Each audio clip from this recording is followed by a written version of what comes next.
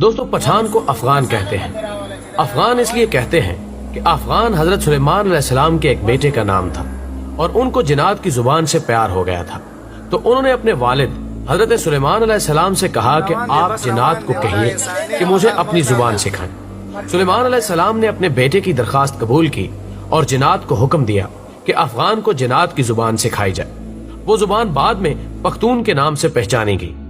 پٹھان کی اصلیت اور قومیت کے بارے میں جو دلائل ہیں وہ یہ کہ پٹھان حضرت ابراہیم علیہ السلام کی اولاد میں سے ہیں اور حضرت اسحاق علیہ السلام کی اولاد ہیں، اور قومیت سے بنی اسرائیل ہیں۔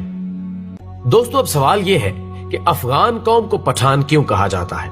تو جب کافروں نے مکہ پر قبضہ کر لیا تو حضرت محمد صلی اللہ علیہ وآلہ وسلم نے حضرت خالد بن ولید رضی اللہ تعالی عنہ کو حکم دیا کہ جاؤ اپنے افغانیوں کو جہاد کے لیے بلاؤ۔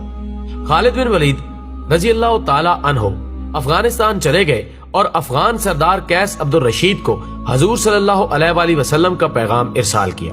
قیس عبد الرشید کی قیادت میں لشکر مکہ مکرمہ کی طرف روانہ ہوا۔ شام کو صحابہ کرام نے حضور اکرم صلی اللہ علیہ وآلہ وسلم کو خوشخبری سنائی کہ افغانی لشکر نے آتے ہی کافروں کا قتل عام شروع کر دیا اور تمام کافروں کا خاتمہ کر دیا، اور مکہ مکرمہ کو افغانیوں نے فتح کر لیا۔ تو اسی لمحے حضور اکرم صلی اللہ علیہ وآلہ وسلم کی زبان پر یہ الفاظ آئے، بتان۔ خواتین و حضرات، بتان لفظ عربی زبان کا لفظ ہے، یعنی سخت ترین لکڑی جو سمندری جہازوں میں لگائی جاتی ہے، جسے سمندری پانی بھی کمزور نہیں کر سکتا۔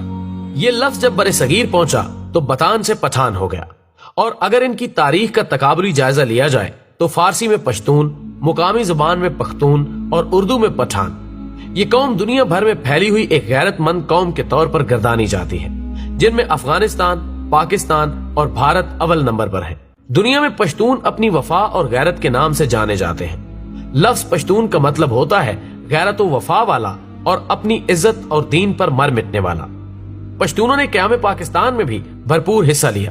بعض مورخین کے مطابق پٹھان آریائی یا یونانی نسل سے ہیں، اور بعض کے نزدیک یہ قیس عبد الرشید کی اولاد ہے، جبکہ تیسرے نظریے کے مطابق ان کا تعلق بنی اسرائیل کے گمگشتہ قبائل سے ہے۔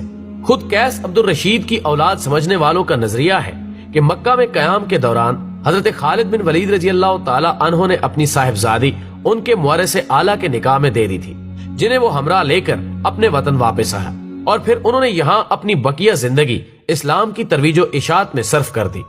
اسی طرح قیس عبد الرشید کی اولاد پٹھان کہلاتی ہے، جبکہ یہ بھی کہا جاتا ہے کہ خود